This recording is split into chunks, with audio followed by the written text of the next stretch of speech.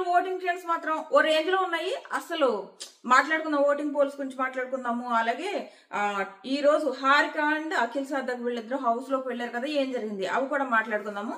So first voting trends గురించి మాట్లాడుకుందాం. Voting trends గురించి మాట్లాడే ముందు మీకు క్లియర్ గా చెప్పేది ఏంటంటే, మీ ఫేవరెట్ కంటెస్టెంట్ టాప్ 1 లో ఉన్నాడా, టాప్ 2 లో ఉన్నాడా, లేదా డేంజర్ జోన్ లో ఉన్నాడా, ఇవన్నీ పక్కన పెట్టి కేవలం మీ ఫేవరెట్ కంటెస్టెంట్ కి మాత్రమే ఓటేసుకోండి. వేరే ఎవరికి స్ప్లిట్ అంటూ చేయకండి, ఓకే? ఎందుకంటే ఇంకా ఫైనల్లో ఉన్నాయి కదా, సో చాలా డేంజర్ ఉంటాయి ఇప్పుడు ఓటింగ్. సో మీ ఫేవరెట్ కంటెస్టెంట్ మాత్రం ఓటేసుకోండి. ఇంకా వరుసగా మాట్లాడుకుంటూ వద్దాం. అసలు నిఖిల్ ఓటింగ్ అయితే దారుణంగా పడిపోయింది. ఎందుకంటే నిఖిల్ ఓ రేంజ్ లో అబద్ధాలు ఆడేస్తున్నాడు. నిజం ఒప్పుకుంటే అయిపోయేది. ఇప్పుడు నిన్ను విన్నర్ గా చూడాలని అనుకున్న వాళ్ళు నీలో ఆ విన్నింగ్ క్వాలిటీస్ కూడా ఎత్తుక్కుంటారు. ఇప్పుడు నీకు చాలా పెద్ద ఫ్యాన్ బేస్ ఉంది. ఆ ఫ్యాన్ బేస్ అందరూ అరే నిఖిల్ ఈసారైనా కరెక్ట్ చేస్తే బాగుండు, ఈసారైనా కరెక్ట్ చేస్తే బాగుండు, ఈసారైనా అబద్ధం ఆడకుండా ఉంటే బాగుండు అని అనుకుంటూ ఉంటారు. సో నిఖిల్ ఏం చేస్తున్నాడంటే సేఫ్ గేమ్ లోనే ఉన్నాడు, బయటికి రావట్లేదు ఆ సేఫ్ గేమ్ లోంచి. ఈవెన్ వీకెండ్ కూడా గౌతమ్ ని నేను ఏదైతే ఆ రెడ్ టీమ్ లో ఉన్నప్పుడు నేను గౌతమ్ ని జస్ట్ మెగా చీఫ్ కాబట్టి నేను తీసేయాలనుకున్నాను. ఇలా చెప్పడం ఎందుకు, నాకు గౌతమ్ అంటే ఇష్టం లేదు, నేను తీసేస్తున్నానంటే అయిపోయేది కదా. ఎందుకంటే ఆడియన్స్ కి అదే తెలుసు. ఇప్పుడు అబద్ధం చెప్తే ఇక్కడ ఆడియన్స్ కి అరే అంత దారుణంగా అబద్ధం చెప్తున్నాడని అనిపిస్తుంది. ఒప్పేసుకో, ఏం లేదు, ఒప్పేసుకుంటే నువ్వు నచ్చిన వాళ్ళు నీకు నచ్చుతారు. అరే ఎంత బాగా ఒప్పుకున్నాడు, నిజమే యాక్సెప్ట్ చేశాడు అని అనుకుంటారు.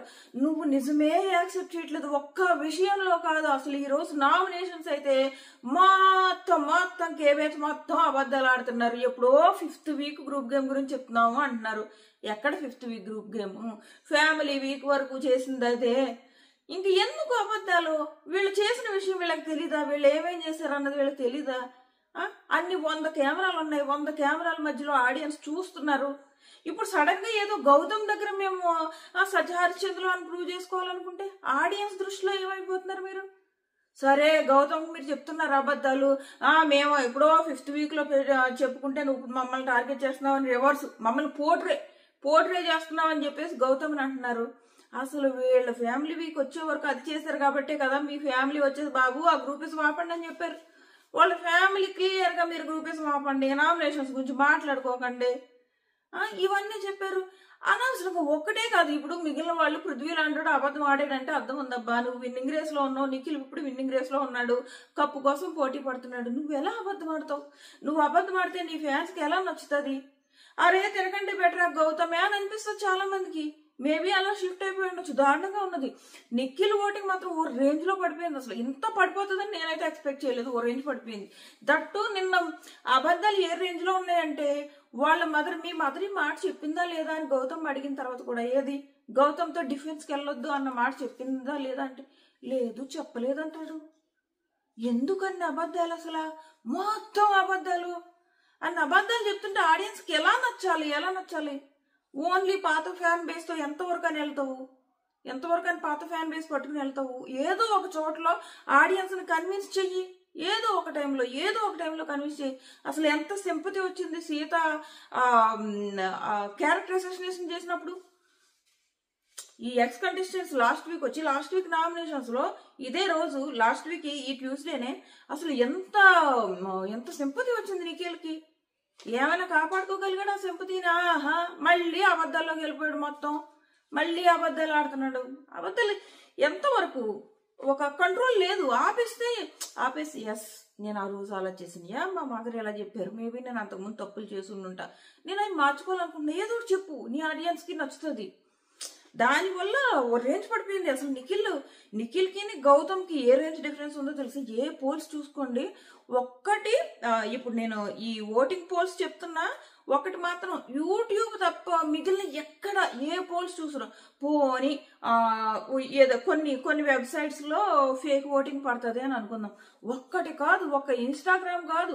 ఇప్పుడు ఇన్స్టాగ్రామ్ యాజ్ ఎ రివ్యూవర్స్ ఒక్కొక్కరు సపోర్ట్ చేస్తారు కాబట్టి ఒకవేళ నిఖిల్ సపోర్ట్ చేసే పేజెస్ ఉన్నాయనుకో, పోనీ నిఖిల్కి ఎక్కువ ఓటింగ్ పడుతుంది ఇలా అనుకోవచ్చు. కానీ కొన్ని ఓన్లీ బిగ్ బాస్ అప్డేట్స్ ఇస్తారు, వాళ్ళు ఎవరి గురించి రివ్యూలు చేయరు, జస్ట్ అప్డేట్స్ ఇస్తారు. అలాంటి పేజ్ లో పెడుతున్నా కూడా గౌతమి టాప్ లో ఉంటున్నాడు, నిఖిల్ లీస్ట్ లో ఉంటున్నాడు. బట్ అదే నిఖిల్ లీస్ట్ లో సెకండ్ ప్లేస్ లో ఉంటున్నాడు. యూట్యూబ్ పోల్స్ లో మాత్రం రివర్స్ లో ఉంది. ఒక్క యూట్యూబ్ పోల్స్ మాత్రం నిఖిల్ టాప్ లో, గౌతమ్ 2 లో ఉన్నాడు. దట్టు నిన్న నామినేషన్స్ కు ముందు వరకు నిఖిల్ కిను గౌతమ్ కి యూట్యూబ్ లో డిఫరెన్స్ చాలా ఎక్కువ ఉండేది.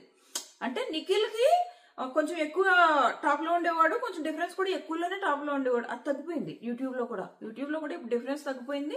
మిగిలిన సోషల్ మీడియాలో ఎక్కడ చూడు, ఎవరు పోల్స్ చూడు, గౌతమే టాప్ లో ఉన్నాడు. యూట్యూబ్ లో కూడా ఆల్మోస్ట్ గౌతమ్ పైకి వచ్చేస్తున్నాడు. ఆల్మోస్ట్ ఇద్దరికి ఈక్వల్ అయిపోయాయి. ఇంకా ఈ వెబ్సైట్ ఓటింగ్ పోల్స్ ట్రెండ్స్ చూస్తే ఇవి దారుణంగా ఉన్నాయి. వరుసగా మాట్లాడుకుంటూ వద్దాం. ఒకటి, గౌతమ్ ఏ పోల్ చూసు టాప్ లో ఉన్నాడు. అబౌవ్ 30%. ఒక పోల్లో 32%, ఒక పోల్లో 35%, ఒక పోల్లో 40%. ఈ రేంజ్ ఓటింగ్ గౌతమ్ పడుతుంది. ఓ రేంజ్ అంటే నిన్న దారుణంగా టార్గెట్ చేశారు. ఒకళ్ళ ఇద్దరా మొత్తం బొమ్మ. నామినేషన్ స్టార్ట్ అయ్యాయి ఎప్పుడో 1:30కి స్టార్ట్ అయ్యాయి. ఇండియా టైము 2:30 ఎంతో అనుకోండి పోనీ. అప్పుడు స్టార్ట్ అయ్యాయి. అప్పటి నుంచి ప్రతి ఒక్కళ్ళు లేస్తారు. ఇద్దరు నామినేషన్ లో ఒకళ్ళు కామన్ పాయింట్ గౌతమ్. ఆ గౌతమ్ వేసిన పాయింటే అదే పాయింట్, పాడిందే పాడరా, పాష్పాల దాసరా అని అదే పాయింట్ మీద అంతమంది గుద్దుతుంటే ఆడియన్స్ కి చిరాకు రాదా? ఇంక ఈ పిల్లోడు తప్ప వీళ్ళకి నామినేషన్స్ లేరా అని అనిపించదా? ఇంతకు ముందు వీళ్ళు మనీ విషయంలో కూడా ఇలాగే చేశారు కదా అని అనిపిస్తుంది లేదా? ఇలా చేసే మనీని బయటికి తరిమేశారు. క్లియర్ గా అలా చేసి అలా టార్గెట్ చేసి మనీ తట్టుకోలేకపోయాడు, తరిమేశాడు. గౌతమ్ తట్టుకుంటున్నాడు, నిలబడుతున్నాడు.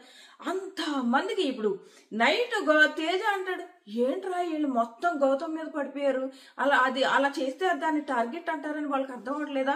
ఆడియన్స్ కి అది టార్గెట్ లా అనిపిస్తుందని వాళ్ళకి అర్థం అవట్లేదా? పాప మా గౌతమ్ కింద మీద పడి డిఫెన్స్ చేసుకుంటూనే ఉన్నాడు అని. అంతసేపు డిఫెన్స్ చేసుకున్నాడు. కానీ ఇంకోటి కూడా చూస్తారు, నువ్వు డిఫెన్స్ చేసుకునే విధానం కూడా ఆడియన్స్ గమనిస్తారు. ఎంతసేపు డిఫెన్స్ చేసుకున్నాడా? ఒక్కళ్ళ విషయంలో నోరు జారలేదు, ఒక్కళ్ళ విషయంలో రూడ్ గా బిహేవ్ చేయలేదు. ఇవన్నీ అబ్జర్వ్ చేస్తారు. దానివల్లే ఓటింగ్ ఆ రేంజ్ లో పెరిగిపోయింది. మామూలుగా కాదు. ప్రతి దాంట్లో అబౌవ్ 30% ఓటింగ్ ఉంది. 32% ఒక దాంట్లో. ఇవన్నీ కూడా నమ్మకమైన పోలింగ్స్ మాత్రమే. నేను అన్ని చెప్పను. ఏవైతే నమ్మకంగా మనం ఏవైతే పోల్స్ నమ్మకంగా చూస్తామో, దేని ప్రకారం అయితే ఎవ్రీ వీక్ ఎలిమినేషన్స్ అవుతాయో అవే నేను మీకు చెప్తాను. సో గౌతమ్ 32% ఒక పోలు, 40% ఒక పోలు, 35% ఒక పోల్, ఇలా ఉన్నాయి ఓటింగ్ పోల్స్ ట్రెండ్స్. ఇంక చెప్పా కదా, మిగిలిన యూట్యూబ్, ఇన్స్టాగ్రామ్లో అయితే ఇలాగే ఉన్నది ట్రెండ్స్. నెక్స్ట్ వచ్చేసి నిఖిల్ ఓటింగ్ ఎంత దారుణంగా పడిపోయిందంటే, ఒక దాంట్లో 15%, ఒక దాంట్లో 13%, ఒక దాంట్లో 18%, ఇలా ఉన్నాయి నిఖిల్ పోలింగ్.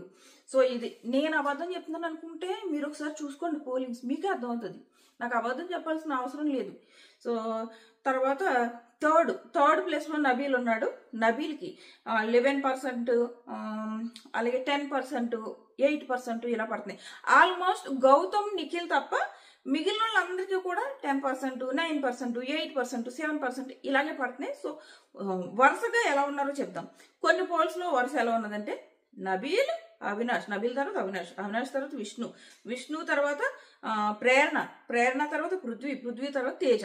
అంటే తేజ లిస్ట్ లో ఉన్నాడు. తేజ అంటే పృథ్వీ, వీళ్ళిద్దరూ లిస్ట్ లో కనపడుతున్నారు ఒక పోల్లో. ఇంకో పోల్లో చూస్తే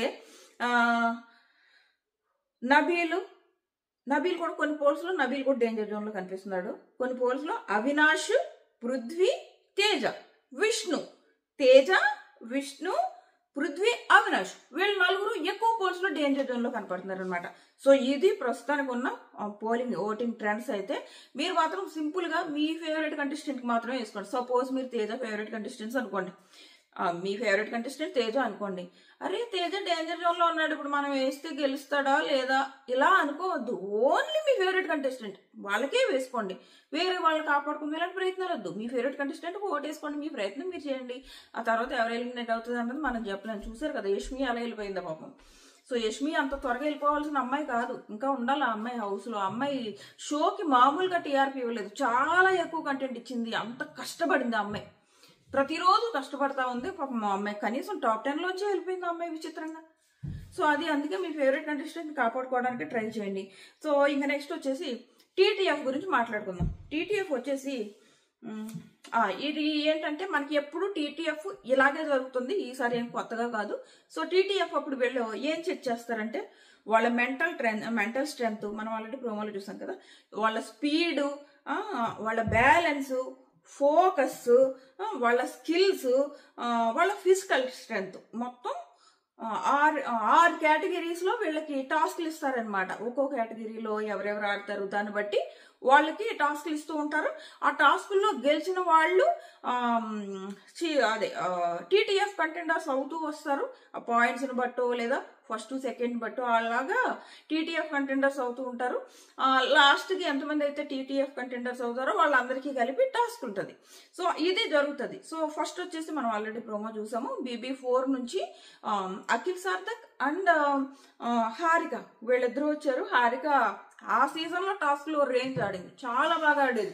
ఆ అమ్మాయి హైట్ తక్కువైనా కానీ ఇరగ తీసేది పాపం. టాస్క్ లో ఓ రేంజ్ చాలా బాగా ఆడేది. సో ఆ అమ్మాయికి మంచి పేరుంది, ఈ టాస్క్ల విషయంలో చాలా మంచి పేరుంది. సో ఆ అమ్మాయి వచ్చింది అఖిల్ సార్థక్. సో వీళ్ళిద్దరూ కొన్ని టాస్క్లు ఆడిస్తారనమాట హౌస్ లో. వాళ్ళతో ఆడించిన తర్వాత వాళ్ళ నుంచి ఒకళ్ళు టీటీఎఫ్ కంటెండర్ అవుతారు. సో అలా ఈ రోజు TTF contender first TTF contender అయిందండి ఎవరు అంటే రోహిణి. నేను ఆల్రెడీ ఇన్స్టాగ్రామ్ లో పెట్టాను, అందుకే మన ఇన్స్టాగ్రామ్కి వచ్చేసాను బిగ్ బాస్ తెలుగు స్పై అని. అలాగే ఇక్కడ మన ఛానల్ చాలా మంది నేను లైక్ చేయమని అడగట్లేదు, ఒక్కసారి పాజ్ పెట్టి పాజ్ పెట్టకుండా అయినా పర్లేదు, నా వీడియోస్ వచ్చుతుంటే ఒక్క లైక్ చేయండి, రీచ్ వస్తుంది. సో అలాగే సబ్స్క్రైబ్ చేసుకోకపోతే సబ్స్క్రైబ్ చేసుకోవడం కూడా మర్చిపోకండి.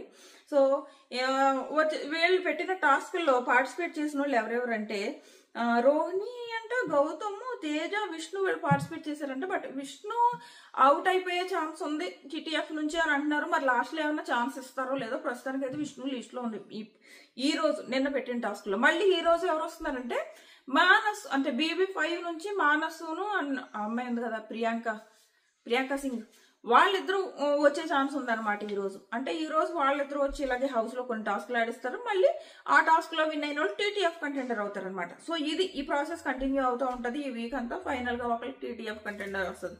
నేనైతే ఏమనుకుంటా చెప్పిన, రోహిణికి టీటీఎఫ్ రావాలబ్బా. రోహిణికి టీటీఎఫ్ వచ్చిందనుకో ఇంకా అది వరల్డ్ రికార్డే. ఇంక ఎవరు ఆ రికార్డ్ ని ఎవరు ఇంకా దక్కించుకోలేరు. ఎందుకంటే నామినేషన్స్ లోకి రాకుండా ఫినాలేలో అడుగుపెట్టిన ఏకైక కంటెస్టెంట్ అనమాట.